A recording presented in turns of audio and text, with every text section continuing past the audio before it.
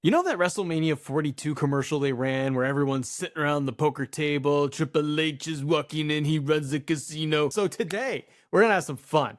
We're going to just be big old dummies. We're going to go through all of these guys and discuss who could be their potential opponents. Let's go.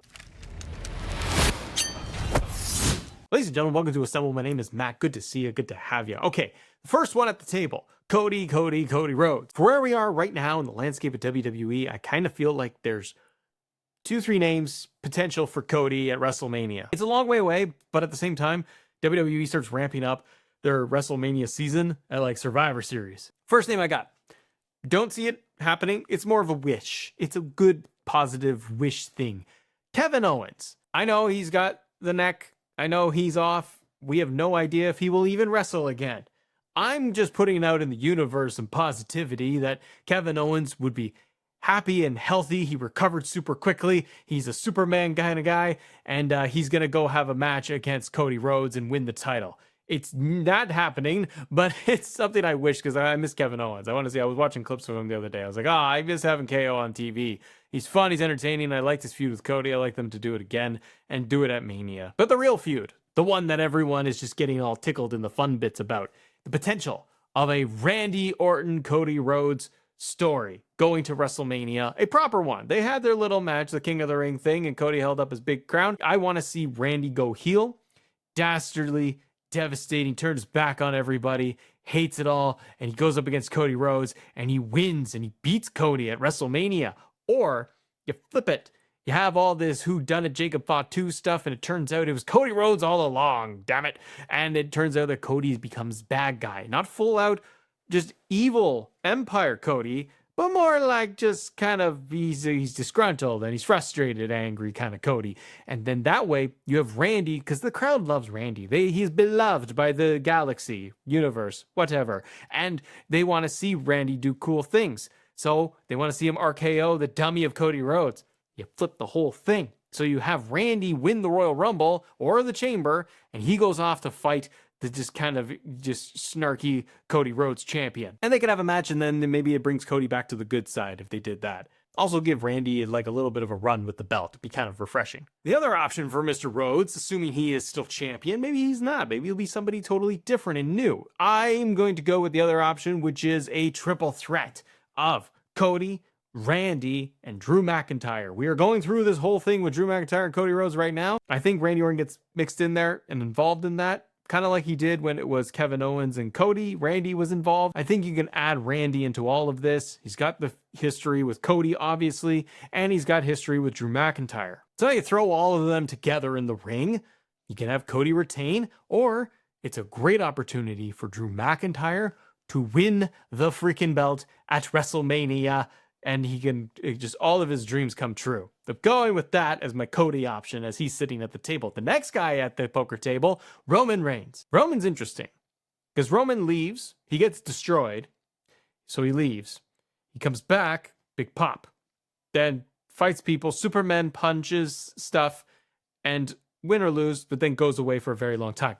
Roman's whole story, since WrestleMania 41, he has been dealing with the Vision. He has been dealing with Seth. He's been dealing with Braun and Bronson. And he's had his matches against Bronson Reed twice. But he hasn't had a match against Bron Breakker. Now, the other arm of all of this with Roman, of what he's dealing with this year, is his family. Jimmy and Jay. And more so, Jey Uso. Now, when I'm recording this, I'm on vacation. And I'm getting some sunshine in my eyeballs. So, Jey Uso could be World Heavyweight Champion. That would be interesting. And the audience and the online people, they're revolting and throwing up in places in bags over it. I don't know what's happened right now. But if Roman is going to WrestleMania, could he go up against Jey Uso? The storyline that they have been building in the background anyways, little tiny vignette segments, even post-match angles, it's Roman and Jay, and Jimmy's kind of caught in the middle there. And Roman pushing Jay to do it on his own, be his own man, go his own way, learn from the tribal chief. Jay also having the conflict with Jimmy of got to do this thing on my own, and he's got to be his own man, and he's got to go after the world title, the one thing that he wants to get back. very much like Roman has been in his life. I could see it where it culminates and it could be a really great story of Roman and Jay going at it again. Remember the Hell in a Cell match? That was cool, and that was the beginning of the Tribal Chief. Comes almost full circle. Ooh, imagine that. Imagine if you did Jay versus Roman inside Hell in a Cell again. See that? And this time it's with fans. It'll be even more devastating. And you could have Jay flip it all the mirroring of the story. Oh, it's got me tickled right now. You can mirror everything. The dichotomy of characters is so good. You could have Jay just smashing Roman with the chair, and Jimmy slides in and is telling him to stop hitting Roman. You flip it all from years ago. Oh, it'd be so much fun. Okay, so Jay versus Roman, I can totally see as a WrestleMania match. Put over Jay? Maybe. It won't matter. It'd just be a compelling story all the way to WrestleMania. The other option I see for Mr. Roman Reigns is Bron Breakker, the other guy that he has been dealing with since WrestleMania. Since Seth is going to be out, and it sounded like the rough plans were going to be Seth versus Roman at Mania, I think that you could do Bron Breakker versus Roman Reigns WrestleMania. Not necessarily a main event, could open one of the nights, but that's a match to get Bron Breakker over. Get him to the next level. They talk about Bron Breakker being WrestleMania man, and in the future of the business and all these things. Roman Reigns is only going to have a couple more years at WrestleMania doing those big matches. Well, there's only so many matches he has left. Bron Breakker's one of those to kind of pass the torch almost. And it makes sense storyline-wise. He has dealt with Braun and Bronson. He can have the lead up to WrestleMania can be Braun Bronson fighting Roman, Jay, Jimmy, and ultimately giving you Breakker versus Roman. Paul Heyman's in his corner, so you have the whole history of that. And Bron Breakker, I would then say, wins and beats Roman Reigns at WrestleMania. Could also have, like, maybe been kind of the plan going into Mania if Seth was healthy. Like, if you had Seth and Roman, post-Mania, could have been Breakker doing the spear to Seth and then feuding with Roman after that. So I could see that they may have been going down this path, but it's a way to get Bron Breakker over. Okay, we keep going around the poker table. CM Punk. Now he's sitting there, and it doesn't look like Punk plays a lot of blackjack or anything at the casino. But who does CM Punk go up against at WrestleMania? I would have said for the longest time, well, it's Seth. And then when I heard that it was maybe going to be Seth and Roman at Mania, I was like, that's cool. But then what is Punk doing? With the world title, without the world title, what do you have CM Punk do? If it's World Heavyweight Championship match, and maybe Punk is champion going into Mania, again, I could see it being Bron Breakker. Matchup that we haven't really seen. You want to be able to get Breakker to next level. If Punk walks into Mania as champion, let's just say night 1, that's the match, or even night 2, Bron Breakker wins the world title against CM Punk, and that's a huge crowning achievement. Much like Roman, it puts over Bron Breakker in a huge way. The history of Paul Heyman being there with CM Punk, that all works. And maybe we could finally close this whole chapter on Vision, all of that. Bron Breakker, CM Punk, all these things, Seth Rollins. But that also leaves the door open, obviously, when Seth Rollins wants to return, and he can feud with world champion Bron Breakker. So that could be like a SummerSlam after Mania. Could work if Punk is champion or not champion. Another match you could do is a one-on-one of CM Punk versus Roman Reigns. Haven't had that. A lot of history there. Paul Heyman wedged in the middle. He had the triple threat last year, which was great. But a straight-up one-on-one match. Two guys going into WrestleMania season. Maybe they have to align a Survivor Series, and then they catch each other at the Rumble. Kind of like last year with the eliminations happening. But now it boils down to two guys, and there's nobody else involved. Straight up grudge match. There's no Paul Heyman. There's nothing else. These two are just going to go at it. You could put the title on the line there, and then it would just be Roman versus Punk.